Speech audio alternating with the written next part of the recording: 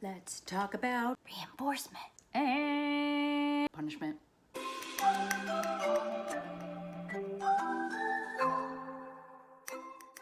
Hey, it's Emily and welcome back to my channel. Today we are going to talk about reinforcement versus punishment and positive versus negative. So you've probably heard people talk about negative reinforcement as if it's a guilty pleasure that's reinforcing something. If you're on a diet, it's sugar and carbohydrates. Maybe it could be something like cigarettes or alcohol. It could be any of those things that people typically think of when they think negative reinforcement. So to help break this down, I'm having a diagram that will show you step by step what we're talking about. First, you make your chart.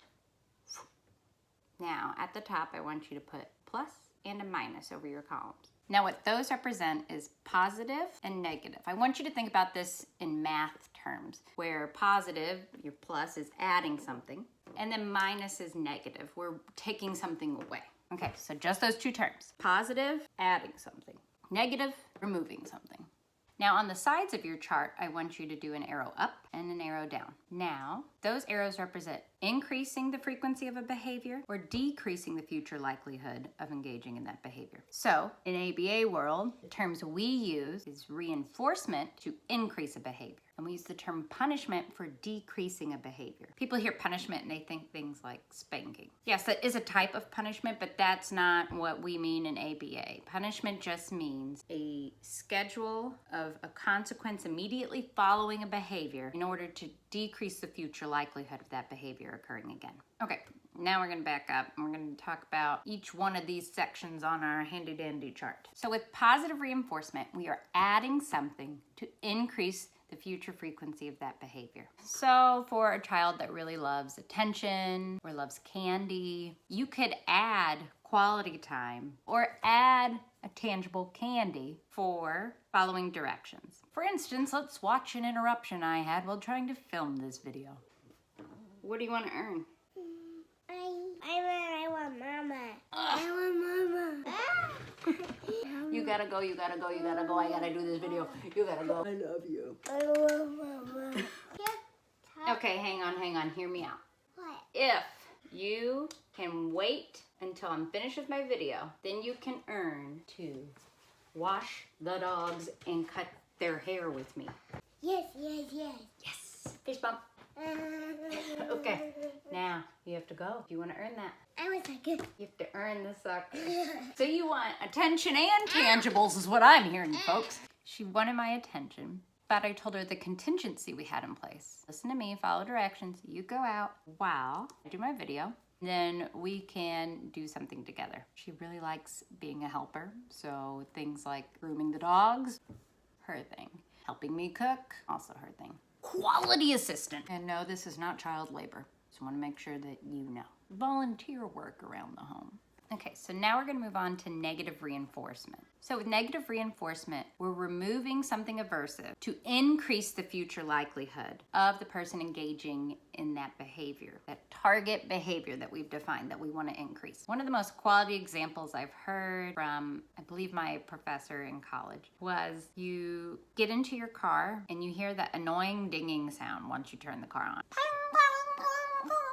I mean, it's headache worthy. So you engage in the behavior of buckling your seatbelt to make sure that it turns off. So let's break it down. You're removing the aversive sound that is present by increasing the future likelihood of your behavior to buckle your seatbelt. And there's tons of people now that before the dinging even comes on, they've buckled their seatbelt. Heck, some people even buckle their seatbelt before they turn the car on because, sensory overload with the sounds and stuff. Either way, the case is you're removing something to increase a behavior. We want you to buckle your seatbelt. Safety first. Now, what if you want to decrease a behavior? Let's say your target behavior is a problem behavior that you want to see go bye-bye. We have the option of positive punishment. However, we always want to try reinforcement of appropriate behaviors first, but then if necessary, that's when you have punishment available. Positive punishment would be when we add something to decrease the future likelihood of a behavior. An example of positive punishment would be a teenager yells at you, their parent, and you add chores to their to-do list. Oh, you want to talk back, do you? Great, that yelling and the eye roll just earned you lawn duty. So you gons to be raking and mowing and weeding. That's what your weekend looks like. You just earned some chores. Another form of punishment is negative punishment. Negative punishment is where we remove something preferred to decrease the future likelihood of that problem behavior. With that same example of the teenager that's yelling and talking back, the parent could remove a preferred item such as their cell phone to decrease the future likelihood of the teenager engaging in yelling, talking back, all that great puberty stuff. Hormones! Not a pleasant time in any parent's life. All right, so now we've gone over all of the definitions. You've got your handy dandy chart. So let's talk about some examples. It's time to take a quiz. All right, let's see how much you remember. First example, your child completes their homework and they earn TV time. Which one is it? If you said positive reinforcement, you are correct. Let's try another one. A driver is speeding and they are given a ticket to pay. Think. It's positive punishment. We're adding a fine to decrease the future probability of that person speeding. Let's keep it going. A class works quietly for 5 minutes on a math worksheet, and the teacher tells them, "Thank you everybody for following directions. You now do not have to do the rest of the worksheet." Do you know the answer? Negative reinforcement, the removal of something to increase the future probability of those students following directions. A child throws food at their sibling during dinner. They're told to stop, quit throwing that food, but they continue to engage in the problem behavior. So dad says, "That's it, you've lost your ice cream. No dessert for you." Which one on the chart is it? Of course, negative punishment. That is to remove something that was preferred, ice cream, to decrease the future likelihood of the child throwing food at his brother.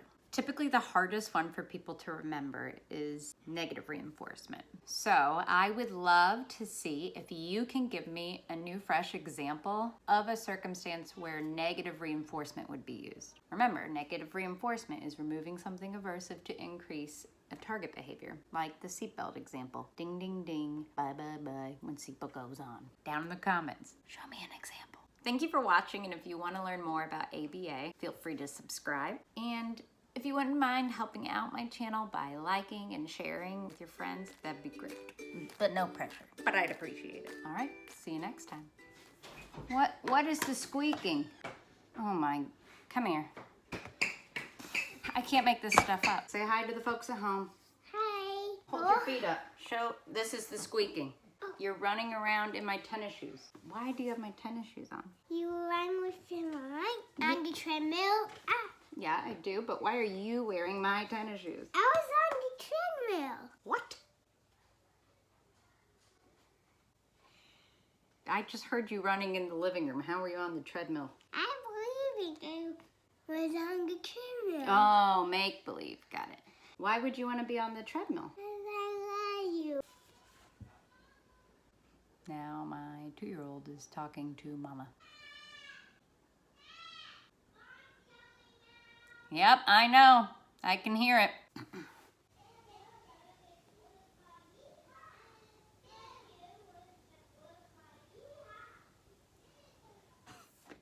Okay, I love you. How do I even get one video done? I don't know. Why is this not turning on?